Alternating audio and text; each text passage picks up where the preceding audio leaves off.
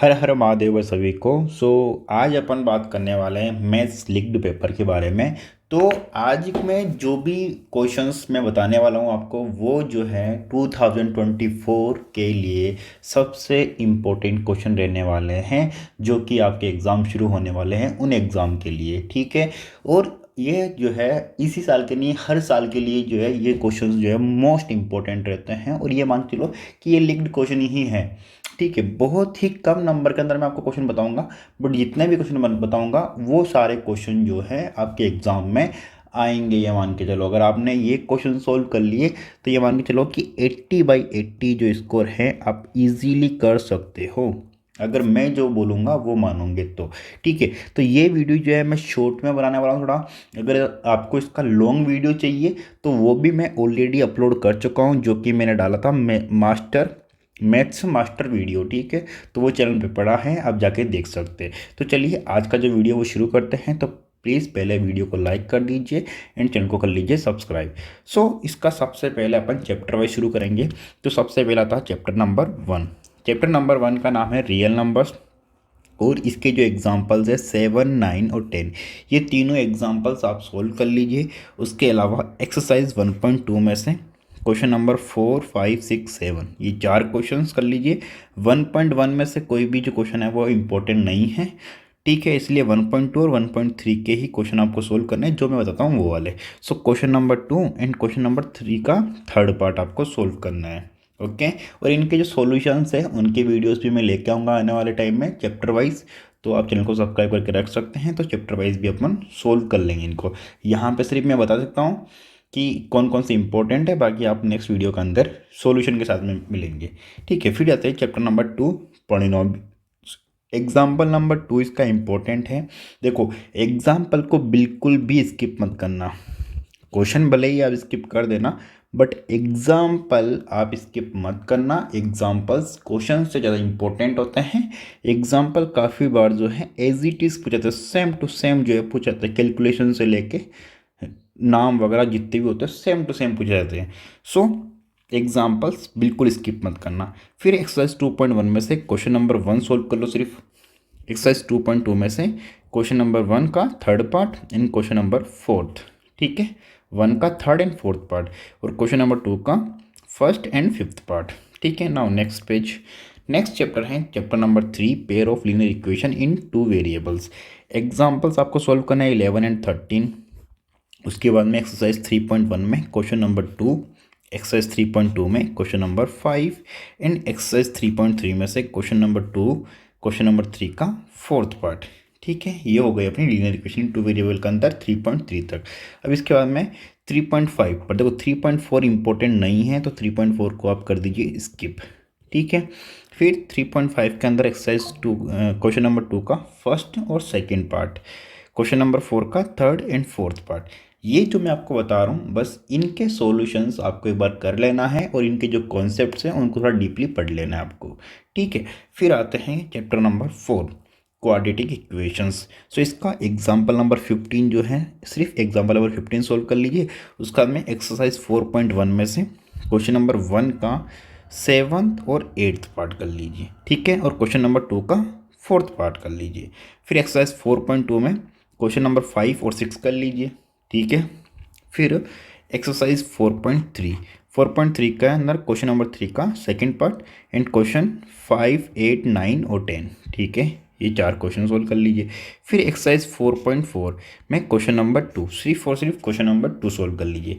ये हो गई क्वाड्रेटिक इक्वेशन के हो गए इंपॉर्टेंट क्वेश्चंस। अब अपन चलते हैं अर्थमेटिक प्रोग्रेशन।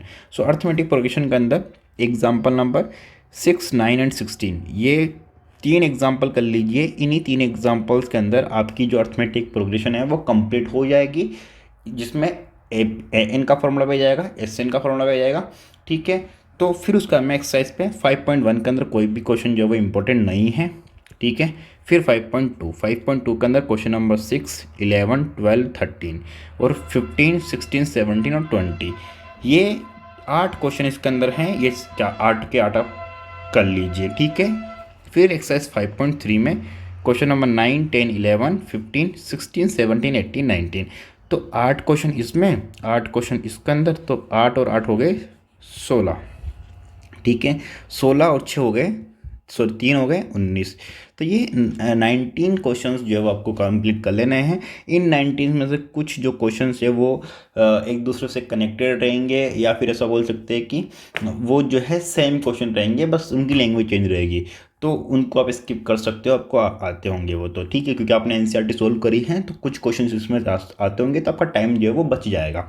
फिर चैप्टर नंबर 6 ट्राइंगल्स। अब देखो ये जो चैप्टर है ना, यहाँ से आप जो है मार्क्स अच्छे खासे गेन कर सकते हो। ये आपके जो मार्क्स है उसको बूस्टअप करने वाला चैप्टर है। तो इसमें जो चीज़ें मैं बताता हूँ उसको ध्यान से समझिएगा, ध्यान से सुनिएगा और करके आइएगा वो चीज़ें। सो सबसे पहले थ्योरम्स जो है इसके अंदर 6.1 और 6.2, यहाँ पे ओनली स्टेटमेंट लिखा हुआ है, बट आप ओनली स्टेटमेंट नहीं, आप विद प्रूफ जो है इसको पढ़ लीजिएगा। ठीक है, विद प्रूफ हमने वीडियो जो है चैनल पर डाल रखी है, आप जाके देख लीजिए। क्योंकि 6.1 और 6.2 थ्योरम आपको बोल सकते हैं कि बीपीटी थ्योरम लिखो या कन्वर्स ऑफ बीपीटी थ्योरम लिखो और उसको प्रूफ भी करो, तो ये जो है आ सकता है एग्ज़ाम के अंदर। 3, 7, 8, ठीक है, एग्जाम्पल 3, 7 और 8। फिर एक्सरसाइज 6.1 के अंदर कोई भी इंपॉर्टेंट नहीं है। 6.2 के अंदर क्वेश्चन नंबर 3, 5, 6, 9 और 10, ठीक है। एक्सरसाइज 6.3 के अंदर 4, 6, 8, 9 एंड 10 एंड 11, 13, 15 एंड 16। तो ये हो गए इसके क्वेश्चंस कितने, 5 क्वेश्चंस यहाँ से एंड 9 क्वेश्चंस यहाँ से, तो हो गए 14 क्वेश्चंस ये, 2 थ्योरम्स और 3 एग्जाम्पल्स। कुल मिला के कितने हो जाएंगे, ये हो जाएंगे 19 इसमें भी, ठीक है। Now next chapter coordinate geometry. Coordinate geometry काफ़ी अच्छा है। यहाँ पे जो है सेक्शन फॉर्मूला से आपके जो है क्वेश्चन आएगा इस बार 6 से, या तो रेशियो वाला क्वेश्चन आएगा या फिर जो है आपको के की वैल्यू फाइंड आउट करने के लिए आएगा। ठीक है, कि के की वैल्यू फाइंड आउट करो, या फिर रेशियो दे दिएगा आपको, एक्स और वाई का जो कोऑर्डिनेट है वो फाइंड आउट करना रहेगा। तो ये आ सकता है पैरेललोग्राम, रोम्बस वगैरह, ये फिगर से आ सकता है। तो इसमें एग्जांपल्स आप सोल्व कर लीजिए 4, 5, 7 और 10, ठीक है। क्वेश्चन नंबर एक्सरसाइज 7.1 के अंदर क्वेश्चन नंबर 5 और क्वेश्चन नंबर 6 का फर्स्ट पार्ट, फिर 7, 8, 9 और 10। एक्सरसाइज 7.2 के अंदर 3, 5, 6, 7, 8, ठीक है। ये क्वेश्चन सोल्व कर लीजिए। तो ये तो हो गया।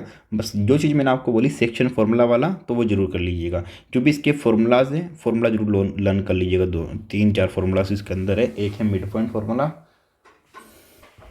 एक आ गया इसमें मिड पॉइंट फार्मूला, एक हो गया इसके अंदर सेक्शन फार्मूला, और इसके अंदर हो जाएगा एक रेशियो वाला तो हो गया, मिड पॉइंट फार्मूला हो गया, सेक्शन फार्मूला। बस यही है 2 फार्मूला इसके अंदर मैंने, तो ये आप लर्न कर लीजिए। इनका जो है शीट मैंने अपलोड कर दिया है, शॉर्ट वीडियो में आपको इसका मिल जाएगा।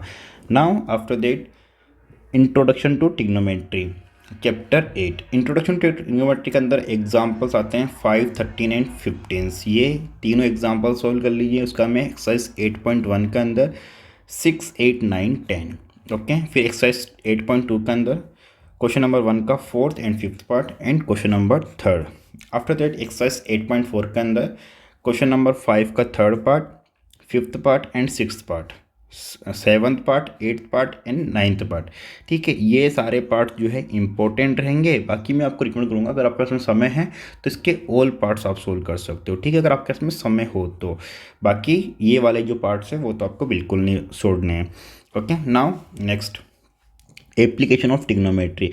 एप्लीकेशन ऑफ ट्रिग्नोमेट्री के अंदर कहाँ से क्वेश्चन आएगा, वो आपको सेट 1 और सेट 2 सोल्व किया होगा तो आपको डेफिनेटली आइडिया हो गया होगा, क्योंकि ये जो है ना इस बार इंपॉर्टेंट रहने वाला है और यहाँ से एक लॉजिकल क्वेश्चन आपका बनने वाला है। तो मैंने सेट 1 और सेट 2 जो है सोल्व करवाया है, वो जाके आप वीडियो देख लीजिए। सेट 1 और सेट 2 में वहाँ पे आपको क्वेश्चन मिल जाएंगे एप्लीकेशन ऑफ ट्रिग्नोमेट्री के, उनका वीडियोस आप देख लीजिए, ठीक है। तो इसके एग्जाम्पल्स है 2, 4, 5 एंड 6, ये चारों एग्जाम्पल्स कर लीजिए। फिर एक्सरसाइज 9.1 के ये सारे क्वेश्चंस जो है वो कर लीजिए, ठीक है। ये ही इंपॉर्टेंट क्वेश्चन है इसके, ठीक है।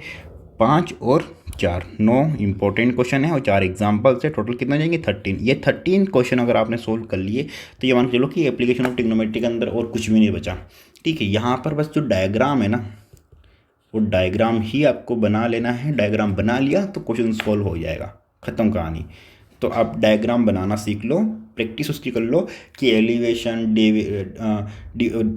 जो एंगल ऑफ एलिवेशन है या एंगल ऑफ डेविएशन है वो आपको कैसे क्या करना है वो आपको आना चाहिए समझ में। ठीक है, कोई की अगर आपको दे दिया कि नदी के किनारे पर है तो उसका जो है पिक्चर कैसे बनेगा, या आपको बोल दिया कि जो है इसके सरफेस से इतना ऊपर से ये एंगल ऑफ एलिवेशन है, तो वो चीज़ें आपको समझनी है।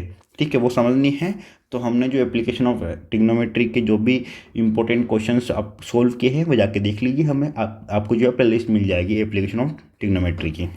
आफ्टर दैट चैप्टर नंबर 10 में सर्कल चैप्टर से थ्योरम्स आएगी 10.1 10.2। ओनली स्टेटमेंट को छोड़ दीजिए, यहाँ पे 10.1 और 10.2 जो भी हैं ये विद प्रूफ आपको पढ़नी है। ठीक है, not only statement, with proof आपको पढ़नी है और ये आपको आ सकता है।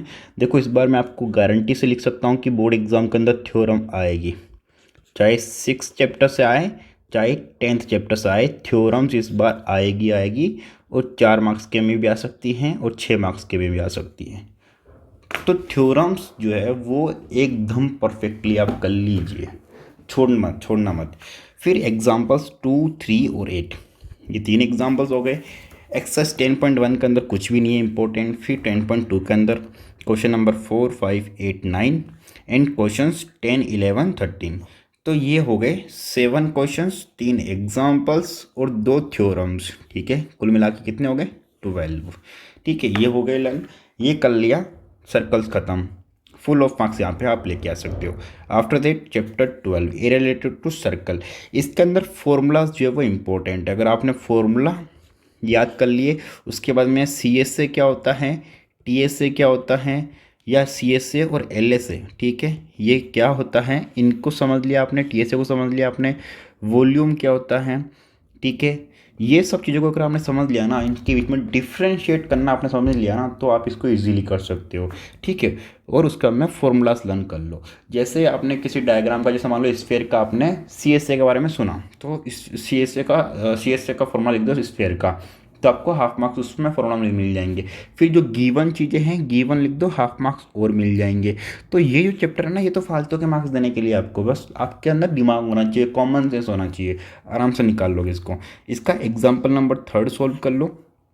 ठीक है, और एक टाइप के जो क्वेश्चन है, जैसे कि मान लो कोई क्यूबॉइड है, उस क्यूबॉइड के अंदर कुछ खोद के बाहर निकाल लिया जाता है, कुछ हेमिस्फेयर या कुछ कोन या कुछ भी ऐसा। तो ये टाइप का क्वेश्चन जो है आपको आ सकता है इस बार की। एक क्यूब वुडन था, उसमें से हेमिस्फेयर का एक वो निकाल लिया, होल निकाल लिया। अब बताओ कि जो बाकी का बचा हुआ है उसका टीएसए क्या होगा। ठीक है, तो वो आपको फाइंड आउट करना है, तो ये आपको कर लेना है। फिर एक्सरसाइज 12.1 के अंदर क्वेश्चन नंबर 4, एक्सरसाइज 12.2 के अंदर 2, 3, 5, 6, 7, 8, 10 एंड 12। देखो जो भी चीज़ें मैं आपको बता रहा हूँ ना, वो सभी जो है चैप्टर वाइज आप या तो इनके स्क्रीनशॉट ले लीजिए या फिर आप इनको अपने नोटबुक में टिक कर लीजिए। ठीक है, फिर question chapter number 13 surface area and volume. Surface area and volume में से एग्जाम्पल्स आपको सोल्व कर लेने हैं 2, 3, 4, 5, 6। ठीक है, एग्जाम्पल एक्सरसाइज 13.1 के अंदर 1, 4, 5, 9, एक्सरसाइज 13.2 के अंदर 2, 3, 5, 7। तो 4 और 4 8 क्वेश्चन हो गए और 5 एग्जाम्पल्स हो गए 13। यहाँ पे से भी हो गए, तो यहाँ पे से जो है आपको 6 मार्क्स का जो क्वेश्चन है वो देखने को मिलेगा। ठीक है, तो ये जो मैं क्वेश्चन बताया इनको ध्यान से समझ लीजिएगा। आफ्टर दैट स्टैटिस्टिक्स में क्या आ सकता है, एक तो आएगी मिसिंग फ्रीक्वेंसी। ठीक है, इम्पोर्टेंट है। एक इसमें आ सकता है 1 मार्क्स का क्वेश्चन, जहाँ पे आपका इम्पेरिकल फॉर्मूला जो है उससे रिलेटेड क्वेश्चन पूछा जा सकता है। ठीक है, इम्पेरिकल फॉर्मूला क्या होता है, जो कि मीन मोड और मीडियन के बीच का रिलेशनशिप को डिफाइन करता है, मीन मोड एंड मीडियन के बीच का रिलेशनशिप को बताता है। तो ये फॉर्मूला क्या होता है, देखते हैं कितने लोग इसका आंसर सही कर पाते हैं। एक बार कमेंट में बता दीजिए कि क्या होता है मीन मोड मीडियन के बीच का एम्पेरिकल फॉर्मूला, या इन तीनों के बीच में रिलेशनशिप। देखते हैं कितने लोगों को सही जाता है। अगर नहीं सही आता तो आप कम्युनिटी पोस्ट में जाइएगा, वहाँ पे मैंने अपलोड किया हुआ है। ठीक है, फिर एग्जाम्पल इसके सोल्व कर लेना है 8। 14.1 में 3, 5 एंड 9 क्वेश्चन। 14.2 के अंदर क्वेश्चन नंबर 6, 14.3 के अंदर 2, 3 एंड 4 क्वेश्चन। मिसिंग फ्रीक्वेंसी से आपको जो है 5-6 मार्क्स का क्वेश्चन मिल सकता है यहाँ पे, और एक जो है आपको एम्पेरिकल फॉर्मूला के बेस पे या मिसिंग फ्रीक्वेंसी या कुछ ना कुछ कम्युनिटी फ्रीक्वेंसी, ज़्यादा चांसेस है एम्पेरिकल फॉर्मूला से पूछा जाने वाला क्वेश्चन, ठीक है। After that last chapter number 15 probability, जो कि आपको मुझे नहीं लगता कि किसी के इसमें मार्क्स कटने वाले हैं। हर किसी को इसमें जो है फुल मार्क्स मिलेंगे आराम से, ठीक है। तो इसके एग्जाम्पल सोल्व कर लीजिए 9 एंड 13, एक्सरसाइज 15.1 का 5, 9 and 11 question and 12, 15 and 16 number question. तो हो गए इसके 6 क्वेश्चन हो गए और 2 एग्जाम्पल्स हो गए, तो कुल मिला के 8, ठीक है। तो ये चीज़ें जो है अगर आपने कर ली तो ये मान के चलो कि आपका जो 2024 का जो एग्ज़ाम है, बोर्ड एग्ज़ाम, वो आपका वेल एंड गुड जो है निकल जाएगा, ठीक है। और इसके अंदर आप आराम से, ये मैंने बताया है, अगर ये कर लो तो 80/80 मार्क्स तो आप इजीली ग्रेप कर सकते हो, ठीक है। फिर भी मान लो अगर आपने कोई कहाँ पे कोई कमी रख दी, तब भी आप जो है 78, 79 जो है आराम से ले आओगे, ठीक है स्टूडेंट। सो उम्मीद करता हूँ आपने इस वीडियो को अच्छे से सुना होगा, समझा होगा, एंड जो भी क्वेश्चंस हैं चैप्टर वाइज उनके स्क्रीनशॉट ले लिए होंगे, एंड इनको अब आप सॉल्यूशन करना शुरू कर दीजिए। एंड हम भी जो है चैप्टर वाइज जो जो क्वेश्चंस हमने आपको बताए हैं उनका सॉल्यूशंस अपलोड करेंगे जल्दी ही, तो बने रहिए चैनल पे। बाकी मिलते हैं नेक्स्ट वीडियो के अंदर, तब तक के लिए bye bye, take care, thank you so much, Har Har Mahadev.